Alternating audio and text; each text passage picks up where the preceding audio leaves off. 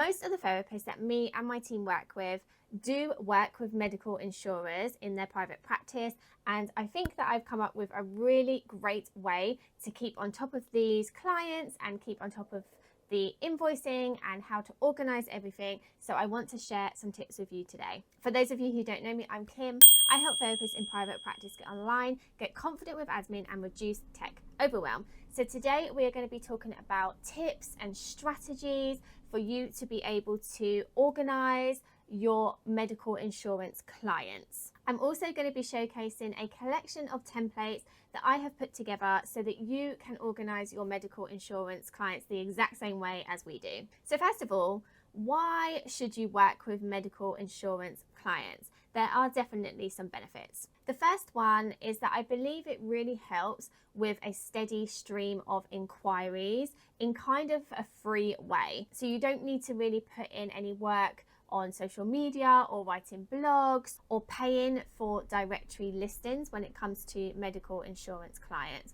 You can get inquiries directly from the insurer themselves, and I get multiple inquiries a week for my clients, especially with Bupa and AXA, but you can also get referrals from other professionals as well. So if you work in a field where somebody might see a psychiatrist and then they want to recommend a therapist for that client to see, oftentimes they are looking for people who are registered with the medical insurance companies that they can refer to. And there isn't as many people as you would think that they can refer to. So this could be a really great way for you to network with other professionals who your ideal client may see in order to get referrals. Clients who come to you with medical insurance will always have a pre-authorization for a number of sessions. Usually this is around 12 to 20. So you know that you are going to pretty much be guaranteed those amount of sessions when you start working with a client. I've also found, working with therapists in private practice, that these clients are often more committed to the therapy as well because they have got this pre-authorization, so they want to see it through. They want to go to a therapist and use all of the sessions in the pre-authorization. So they can be more likely to stick around with you long term. And lastly, once you have that pre-authorization, non-payment really isn't an issue. As long as you are invoicing for the session within the agreed amount of time, which is usually around 6 months, you will be pretty much guaranteed that payment minus any excess that the client owes. So what are the downsides of working with medical insurance clients? There is definitely more organization required, and this is what we're going to talk about today at length. There is additional admin as well. So there's going to be upfront admin of working with the client and getting specific information from them. There's then going to be additional administration with regards to the invoicing procedure, which I'm going to talk about today. And there can also be additional admin in the middle of working with a client or at the end, where the medical insurance company will require reports from you. And another downside is that the medical insurer might not pay your full fee. I do have a resource which I'll link below, which does talk about how to get started with working with medical insurers, and also with regards to the invoicing, how much they pay, when they pay, and things like that. So I'll leave a link in the description below for that too. And then finally, what are the challenges of working with medical insurers? The main one, I think, is keeping track of the pre-authorization. So how many sessions a client has had, what you have invoiced, if that invoice has been paid, if you've received a remittance, if there's excess owed. So the organization all around the pre-authorization and number of sessions that a client has had, that takes a lot more organization, and that is what we're going to be talking about today. There can also be challenges around the policy renewal date. So let's say a client has been authorized 12 sessions, but after session 6, their policy has actually lapsed. That can also be a challenge as well, whether they are going to renew, and if they do renew, does that carry on, or do they need to get a new pre-authorization? So it's just something else to be aware of and something to be really organized around. Okay, so let's jump into the key elements for effective medical insurance management. So What you first want to do is make sure that you have a form that your clients will complete, which will give you all of the information about their medical insurance. So this will need to include their name, their address, and their date of birth. This is really important because you can't process medical insurance without these elements. You'll also need to know their policy or membership number, their pre-authorization number, when the policy lapses, so when the policy ends or is due for renewal, how many sessions have been authorized or what the total value is. Sometimes rather than authorizing a number of sessions like 12 or 20, the insurance company will pre-authorize the client £2,000 worth of therapy. So you will then need to work out, based on your fee, how many sessions that is going to give your client. You'll also obviously need to know what insurer your client is insured with as well. So you want to create a form that has all of this information so that your client can easily give the information to you. Next, you want to keep a log of this important information. So you want to keep a note of all of the clients that you are currently working with who are under medical insurance. You want to have all the key information from this form in one place, so it's really easy to invoice the insurers when it comes to invoicing. You want to keep track of how many sessions your clients have had so that you can really easily see when you need to request more sessions from the insurer or when it is coming to an end, so that you can wrap up therapy with the client in the appropriate way. Next, you want to keep a log of all of the invoices that you have raised. So you want to keep a note of the date that the invoice was created, the invoice number, the client's name, the insurer, how much you've invoiced for. You then want to keep a log of the remittance that you've received so that you can mark off that this one is about to be paid. You then want to keep note of the payment date, and also if the remittance states that they're not paying, it's mainly due to the clients needing to pay excess. So you want to keep a note of that so that you can request the excess from the client. In my experience, this is how it works with excess. So let's say you've invoiced for a session, and we're just going to take Bupa as an example. Bupa have then sent you a remittance to say that they are not paying for the session because the client owes excess, and you then need to claim the excess from that client. Now, for therapists, Bupa pay £60 for a session. So you won't know how much the client's excess is at this stage. So you'll then write to the client and ask them to pay the excess.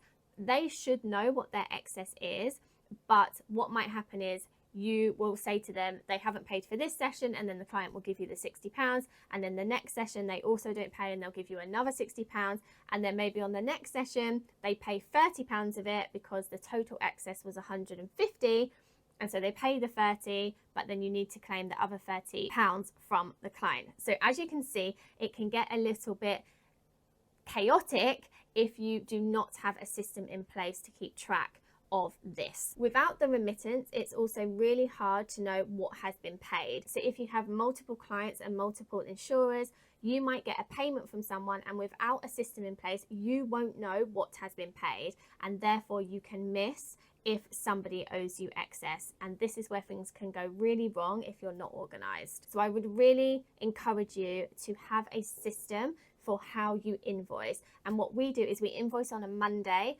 for all of the sessions that have been had the previous week. So we do one invoicing day. We then download all of the remittance from the various platforms that we invoice on, and then we update all of the spreadsheets accordingly. This way, we can very easily see if someone is coming up to the end of their pre-authorization, if there is an issue with excess, and things like that. It's so much easier to keep track of what you're doing if you are organized. The next thing you want to do to keep organized is make sure you are keeping client notes. Now, you'll probably do this for all of your clients, but for medical insurance clients, it's even more important because you will probably need to write reports to the medical insurance companies for your clients. So you really want to keep more detailed notes so that you can give the insurers details about the client's therapy journey and why you are requesting more sessions for your client. Next, and this one's a little bit controversial, and I'll explain why, but I think it's a really good idea to use Healthcode to be able to invoice for your sessions. Now, all of the UK insurers, you can invoice through Healthcode. there are 2 ways you can do this. So you can do it for free, where you create the invoice and then you have to download it, and then you will send it to the insurer in a different way. So some of them will have a page on their website where you can submit invoices, others will have email addresses.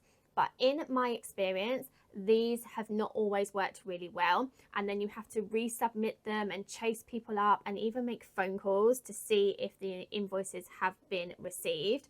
And so if you add up your time to do all this, it can cost you a lot more than if you pay Healthcode to accept the invoices. Now, should you have to pay to submit invoices? Absolutely not. And I don't agree with it, but it is what it is. And so I have found for my clients that if they pay for Healthcode, they're much more likely to have a really seamless invoicing process. It's easy to submit invoices. It's easy to automatically send the invoices to the insurer. You get the remittance sent to the system as well, so you can very easily download the remittance, and payments come much quicker. So yes, it's very controversial that you should have to pay to submit invoices, but this is a process we have in the UK, so I would use it, and I suggest to my clients to use it because in the long run, it does save them money. It saves them money on me being able to chase for all of this stuff that I talked about before.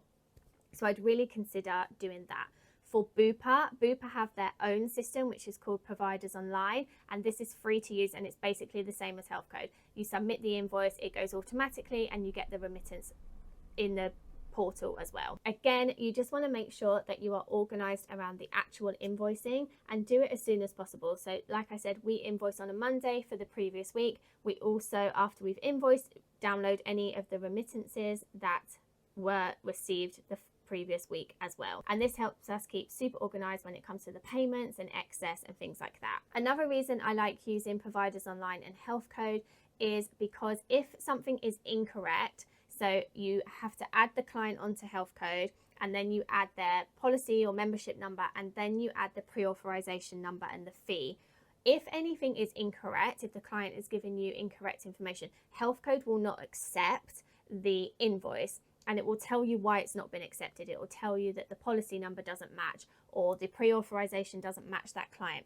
And it's very easy to then go back to your client and say, I think there's an issue with your pre-authorization number or your address or something, so that you can then rectify that and get paid quicker. Whereas if you just created your own invoice and sent it to the insurer directly, they would then have to write to you and tell you that there was an issue, and this can take weeks, literally weeks, for you to then get a response back, then contact your client and then send a updated invoice. So it's going to really delay you getting paid. So those are my top tips for keeping organized with medical insurance, especially in the UK. The US and other countries might work completely differently to this, but I'm sure that the principles still stand regardless of where you are in the world. If you'd like help with getting your medical insurance organized, I'm going to leave a link in the description for all of the templates that I've talked about and shown you in this video. We use them for all of our clients, and we found them a really effective way to keep on top